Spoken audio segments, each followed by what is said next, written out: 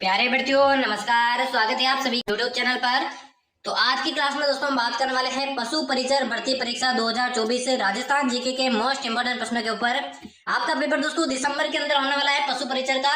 तो जितने भी छात्र छात्राएं तैयारी कर रहे हैं, डेली क्लासेज आपको अटेंड करनी है। चैनल पर दोस्तों क्लासेज लगाई जा रही है। आज की क्लास में भी दोस्तों इंपोर्टेंट प्रश्नों पर हम चर्चा करने वाले हैं। तो बिना किसी देर के आज के महत्वपूर्ण प्रश्नों की क्लास को शुरू करते हैं। पहला प्रश्न आपसे पूछा गया है, कर्क रेखा के सर्वाधिक निकट स्थित शहर इनमें से कौन सा है?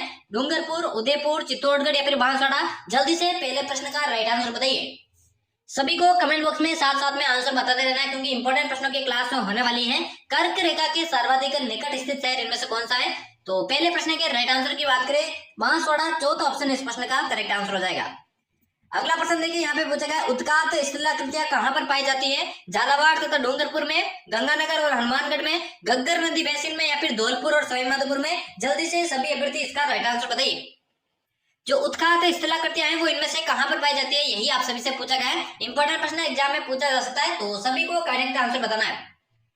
उत्कात शिलाकृतियां जो है दोस्तों धौलपुर और सवाईमाधोपुर में पाई जाती है। चौथा ऑप्शन इस प्रश्न का करेक्ट आंसर हो जाएगा। देखिए जितने भी प्रश्न आज की क्लास में करने वाले किसी न किसी कंपटीशन एग्जाम में पूछे गए प्रश्न है, तो क्लास आपके लिए इंपॉर्टेंट होने वाली है। अगला प्रश्न पूछा गया, कजली तीज का त्योहार कब मनाया जाता है? कहां पर मनाया जाता है? ठीक है ना, कहां पर मनाया जाता है? बाड़मेर, जयपुर, बूंदी या फिर जोधपुर? सभी को आंसर बताना है। कजली तीज का जो त्योहार है वो कब मनाया जाता है, कहां पर मनाया जाता है, ये आपसे पूछा गया है। सभी को आंसर बताना, सभी को आंसर बताना, इंपॉर्टेंट प्रश्न है। तो देखिए ये तो वैसे मैं ये भी बता देता हूँ। देखिए भाद्रपद मास में मनाया जाता है और कहाँ मनाया जाता है? बूंदी के अंदर मनाया जाता है। दोनों के आंसर मैंने बता दिए हैं। तीसरा ऑप्शन इसका करेक्ट आंसर हो जाएगा। अगला पूछा गया, राजस्थान के किस मेले को आदिवासियों का कुंभ कहा जाता है? खाटू श्याम जी, जीण माता, बेणेश्वर या फिर कपिल मुनि? सभी को कमेंट में आंसर बताना है। आदिवासियों का कुंभ, आदिवासियों का कुंभ कौन से मेले को कहा जाता है, ये आपसे पूछा गया। इंपॉर्टेंट प्रश्न काफी बार एग्जाम में पूछा गया है। तो बिल्कुल दोस्तों बेणेश्वर मेले को आपके आदिवासियों का कुंभ कहा जाता है। तीसरा ऑप्शन इसका राइट आंसर हो जाएगा। अगला प्रश्न देखिए, अगला पूछा गया, कांकन डोरडा बिंदोड़ी सामेला राजस्थान में किस अवसर से संबंधित है? विवाह, चूड़ाक्रम, जन्म या फिर मृत्यु? सभी को कमेंट में आंसर बताना है इसका। कांकन डोरडा बिंदोड़ी और सामेला ये सभी दोस्तों कौन से अवसर से संबंधित है? तो ये आपके विवाह से संबंधित है। पहला ऑप्शन इसका बिल्कुल राइट आंसर हो जाएगा।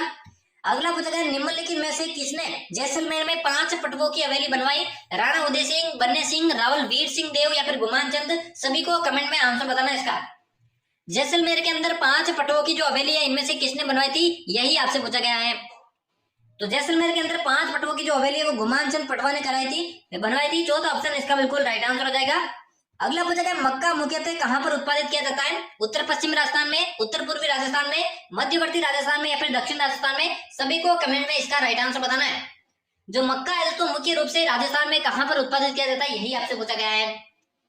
तो ये देखिए दक्षिणी राजस्थान में उत्पादित होता है। चौथा ऑप्शन इस प्रश्न का करेक्ट आंसर हो जाएगा। अगला पूछा गया है, राजस्थान में 75 से 110 सेंटीमीटर औसत वर्षा वाले क्षेत्रों में निम्न में से किस प्रकार की वनस्पति पाई जाती है? उष्ण कटिबंधीय कांटेदार वन, गुल्म तथा झाड़ी, शुष्क वन या फिर शुष्क सागवान वन? सभी को कमेंट में इसका आंसर बताना है। 75 से 110 सेंटीमीटर औसत वर्षा वाले क्षेत्रों में कौन सी वनस्पति पाई जाती है, ये आपसे पूछा गया, एग्जाम में पूछा गया प्रश्न है। और पशु परिचर के लिए चैनल पर डेली क्लासेस लगाई जा रही है। डेली आपको अटेंड करनी है अगर आप पहली बार में अपना सिलेक्शन लेना चाहते हैं। तो यहाँ पर देखिए शुष्क सागवान वन आपके वनस्पति पाए जाते हैं। चौथा ऑप्शन इसका करेक्ट आंसर हो जाएगा। अगला पूछा गया, शासक पंजन देव निम्न में से किस राजवंश से संबंधित है? बड़गुजर, गोहिल, चौहान या फिर कच्छवाहा? सभी को कमेंट में आंसर बताना है कि जो शासक पंजन देव है वो आपके कौन से राजवंश से संबंधित है, ये आपसे पूछा गया है। यहाँ पर सभी को आंसर बताना। तो इंपोर्टेंट प्रश्न एग्जाम में पूछा गया प्रश्न है दोस्तों।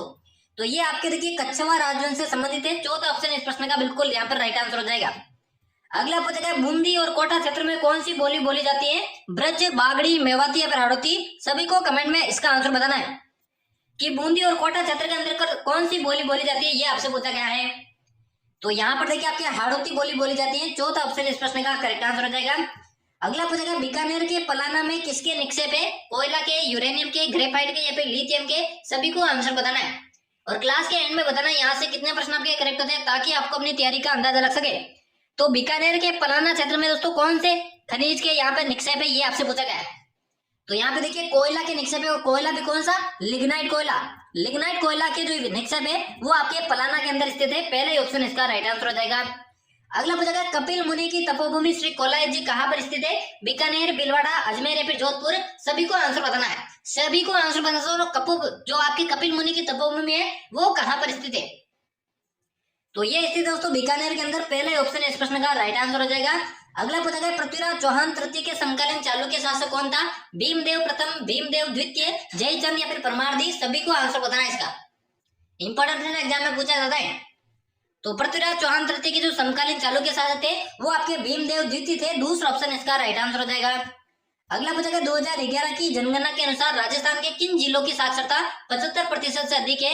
जयपुर और झुंझुनू, कोटा और जयपुर, कोटा और सीकर, और चौथा जयपुर और अलवर? सभी को आंसर बताना है। कौन से जिलों की साक्षरता दोस्तों 75% से अधिक है, उस युग्म का चयन आपको करना है। तो वो हो जाएंगे आपके कोटा और जयपुर। दूसरा ऑप्शन इस प्रश्न का राइट आंसर हो जाएगा। अगला पूछेगा तुलसी नामक आभूषण महिलाओं द्वारा कहां पर पहना जाता है? पैर, कान, हाथ या फिर गला? सभी को आंसर बताना है। तुलसी नामक जो आभूषण है तो शरीर के कौन से अंग पर पहना जाता है, यही आप सभी से पूछा गया है। तो जल्दी से सभी आंसर बताइए इसका। तो ये आपके गले के अंदर पहना जाता है। चौथा ऑप्शन इस प्रश्न का राइट आंसर हो जाएगा। अगला पूछा गया गिलुंड और भगवानपुरा सभ्यता जो है कौन सी सभ्यता से संबंधित है? आहड़, कालीबंगा, गणेश्वर या फिर बैराट? सभी को आंसर बताना है। एग्जाम के अंदर काफी बार ये प्रश्न सीधा पूछा जाता है, तो इसका राइट आंसर आपको बताना है। देखिए जितने भी प्रश्न करने वाले हैं किसी न किसी एग्जाम में पूछा गया, इसलिए क्लास आपके लिए इंपॉर्टेंट है, बिल्कुल भी क्लास को मिस नहीं करना है। तो ये दोनों स्थल आपके आहड़ सभ्यता से संबंधित है। पहले ही ऑप्शन इसका बिल्कुल राइट आंसर हो जाएगा। अगला पूछा गया 1857 के स्वतंत्रता संग्राम के समय मेवाड़ का पॉलिटिकल एजेंट कौन था? मेजर सावर्स, कर्नल लीडन, मॉरिसन या फिर मैकमोहन? सभी को आंसर बताना है इसका।